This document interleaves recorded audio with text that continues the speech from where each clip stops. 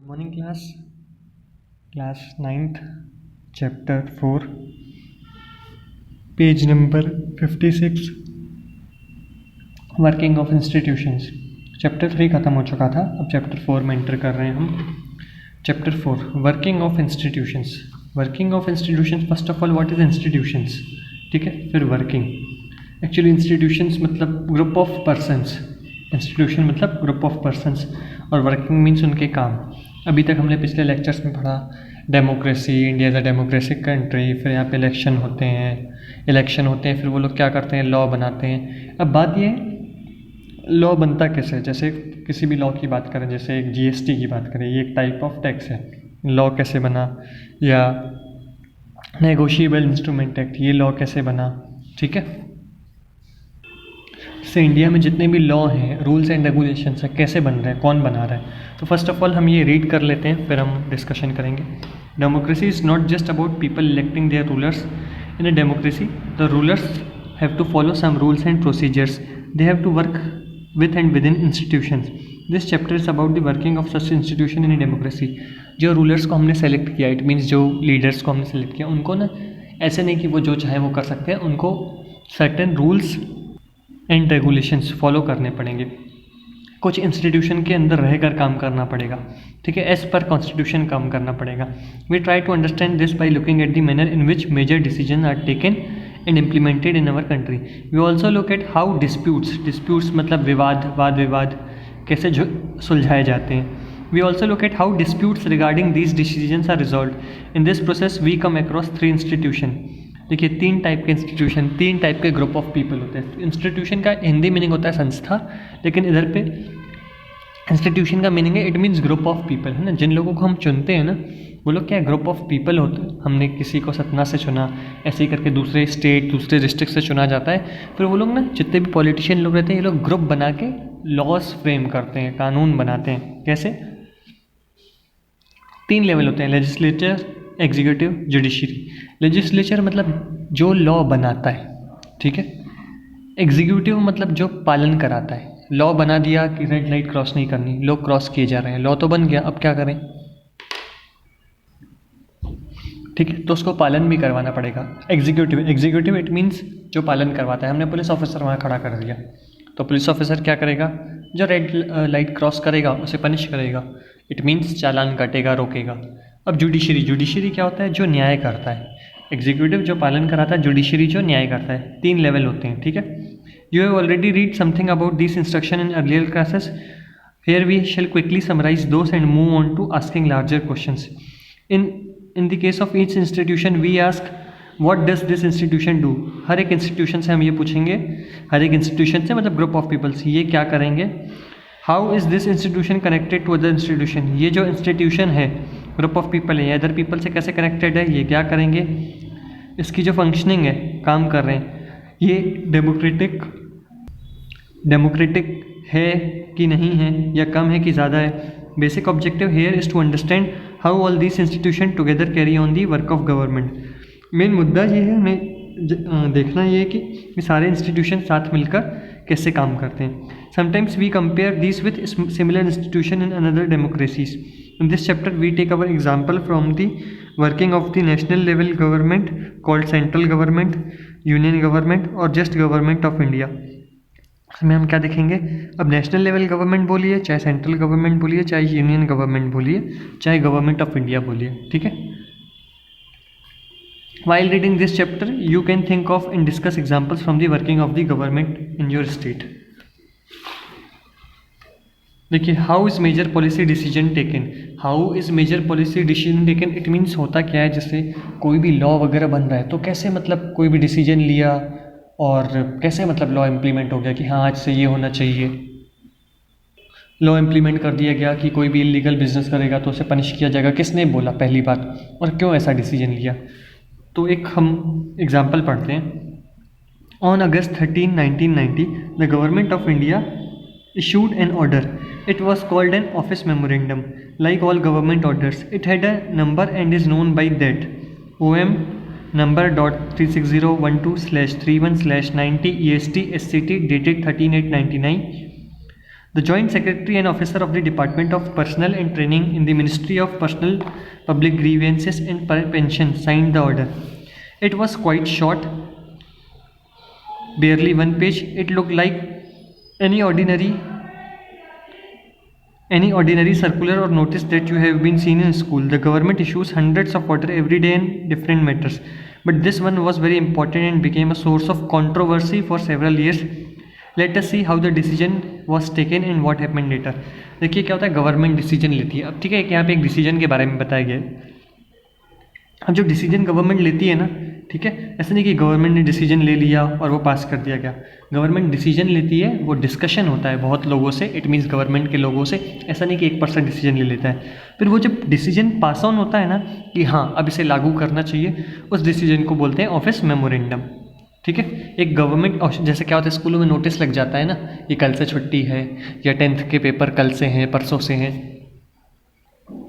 तो ऐसे करके ऑफिस मेमोरेंडम क्या है, ये गवर्नमेंट का एक सर्कुलर है. ठीक है, order issued by government.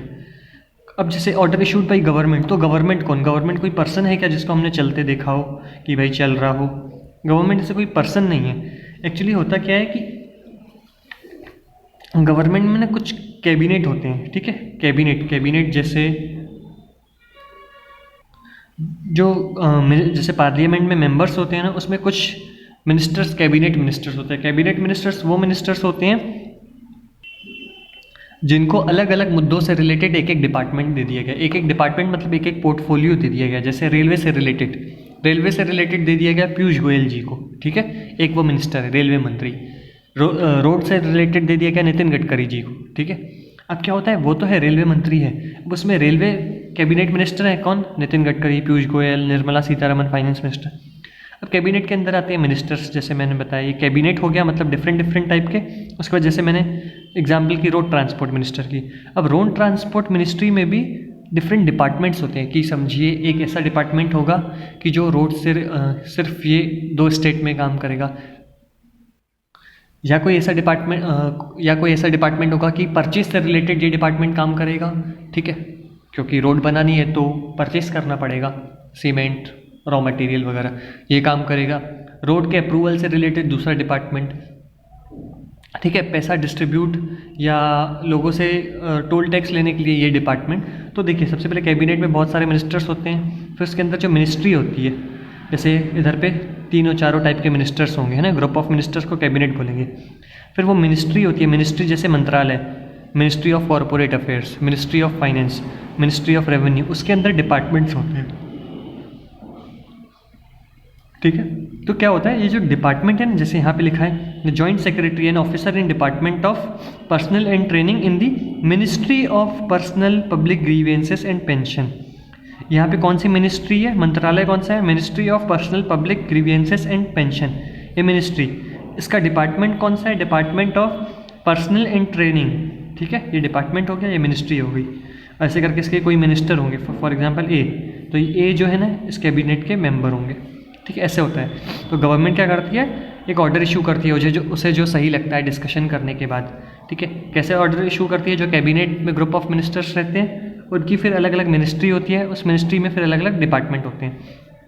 Government ने क्या नोटिफिकेशन इशू किया था, 27% reservation for second socially and educationally backward classes in civil post service. मतलब 27% लोगों को, समझो 100 लोग फॉर्म भर रहे हैं. ठीक है, समझो 100 लोगों को नौकरी मिल रही है, 100 में से 27 ऐसे होंगे कि जो सोशली और एजुकेशनली बैकवर्ड क्लास के हैं उनको जॉब मिलेगी. मान लीजिए 80 लोग आ जाते हैं जनरल कैटेगरी की जॉब करने. ठीक है, और जो ये socially and educationally backward classes हैं इसमें से मान लीजिए आ जाते हैं 23 लोग. ठीक है, या 27 लोग, ऐसा मैं बोलता हूँ 27 लोग. तो 100 में से तो सबसे पहले हमको 27 को तो इनको देनी पड़ेगी. 100 में से अगर हम 27 इनको दे देंगे, 100 में से अगर मैंने 27 दे दी तो बची 73. अब इन 80 में से किसी 73 को ये जॉब दी जाएगी. ठीक है, अब 80 को तो दे नहीं सकते क्योंकि 27 तो कम से कम उसको चाहिए. मान लीजिए ऐसा होता कि ये लोग सिर्फ SCT वाले हैं, जो इसका शॉर्ट फॉर्म है SEBC. अगर ये जो बैकवर्ड क्लासेस वाले हैं उससे सिर्फ 20 होते तो बची हुई 80 पोस्ट इनको मिल जाती. ठीक है, अगर ये कम पड़ गए तो बची हुई पोस्ट इनको मिल जाएगी. अदरवाइज 27 पोस्ट इनके लिए रिजर्व करके रख दी गई है। ये एक ऐसा एक नोटिफिकेशन आया, तो ऐसा नहीं कि नोटिफिकेशन पास कर देगा, काफ़ी डिस्कशंस के बाद वो डिस्कशंस कैसे होते हैं, क्या होता है, वो इस चैप्टर में पढ़ाया जाएगा। ठीक है।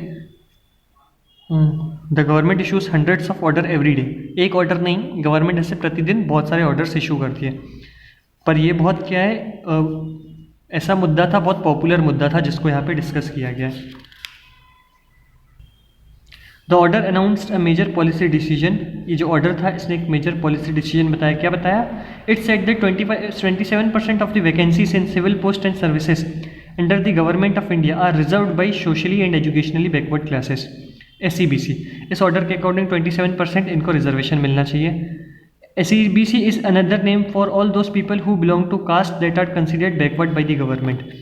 SEBC का मतलब ही क्या है, नाम ये जो है इसका मतलब क्या है, जो लोग बैकवर्ड क्लास के हैं, ठीक है, तो उसको SEBC बोला गया। बैकवर्ड क्लास इट मीन्स वो लोग एजुकेशन में भी पीछे रह गए और सोशली, ठीक है, socially and educationally backward classes. The benefit of job reservation was till then available only to schedule caste and schedule tribe. पहले क्या था, अभी तक होता है क्या है, शेड्यूल कास्ट और शेड्यूल ट्राइब को भी मिलता है, लेकिन इसके पहले नोटिफिकेशन निकाला गया, किस डेट को निकाला गया, 13/8/1990, 13 अगस्त 1990 को शेड्यूल कास्ट और शेड्यूल ट्राइब को मिलता ही है, SEBC को भी मिलेगा। इंट्रोड्यूस किया गया। किसने इंट्रोड्यूस किया? देखिए सबसे पहले क्या होता है, कमीशन मैंने आपको बताया है कि एक बॉडी जो गवर्नमेंट बनाती है, तो मंडल कमीशन थी, ठीक है, Mandal commission. It was the second backward class commission. ये कौन सी कमीशन है? Second backward class. अब सेकंड बैकवर्ड क्लास कमीशन ये है, मतलब जो बैकवर्ड क्लास पहले SC और ST थी, ठीक है, तो उसके लिए एक दूसरा कमीशन होगा, एक दूसरा कमीशन बनाया गया, वो सेकंड बैकवर्ड क्लास कमीशन है, ठीक है, उसका नाम मंडल कमीशन रखा गया। ये जो मंडल कमीशन है ये कब बना था? Appointed in 1979 under the chairmanship of BP Mandal. ये कब आया था Mandal commission? Under the chairmanship of BP Mandal. BP Mandal एक पर्सन थे, उन्होंने ऐसा कहा था, तो ये इस कमीशन के चेयरमैन थे, ठीक है, तो ये मंडल कमीशन इस्टेब्लिश किया गया। इसका काम क्या है? Identify the social and educationally backward classes. पहले उन्हें आइडेंटिफाई करो कौन कौन बैकवर्ड क्लासेस के हैं, फिर and to recommend steps for their advancement, और कुछ ऐसे कदम उठाना या सॉल्यूशन निकालना जिससे कि क्या है, उनका एडवांसमेंट, अपलिफ्टमेंट हो पाए, वो भी सोसाइटी में आगे बढ़ पाए। कमीशन ये, उसके बाद मैं आपको ये पढ़ा रहा हूँ, है ना, तो इसका ये काम था। अब जो जैसे सेकंड बैकवर्ड क्लास कमीशन थी ना, वैसे ही फर्स्ट बैकवर्ड क्लास कमीशन थी, उसका नाम था काका Kalekar. First backward class commission under the chairmanship of काका कालेकर, KAKA काका कालेकर, KALEKAR। अब कमीशन ने क्या किया? कमीशन गेव रिपोर्ट इन 1980। 79 में ये अपॉइंट हुई, उसने 1980 में एक रिपोर्ट दी। और रिपोर्ट में क्या था? Many points were discussed in the report about backward classes, ठीक है। One of the recommendation was to give 27% reservation to socially and economically backward classes and government jobs. उसमें देखो क्या था इसमें, रिपोर्ट में किसने रिपोर्ट दी थी? कमीशन ने क्या रिपोर्ट दी थी? बहुत सारे पॉइंट्स बताए थे, उसमें से एक पॉइंट क्या था कि 27% रिजर्वेशन दिया जाए। दिस रिकमेंडेशन मीन्स, अब क्या होता है, ये रिकमेंडेशन दिया गया था, this recommendation means law, then how recommend become possible. होता क्या है कि जैसे रिकमेंडेशन दिया कि 27% रिजर्वेशन दिया जाए, ठीक है, इस कमीशन ने, तो ये लॉ कैसे बन गया, ठीक है, रिकमेंडेशन लॉ कैसे बन गया, वो बताया जाएगा इस चैप्टर में। Okay, thank you. Next chapter हम कल से, next part 1 is over, next part कल पढ़ेंगे।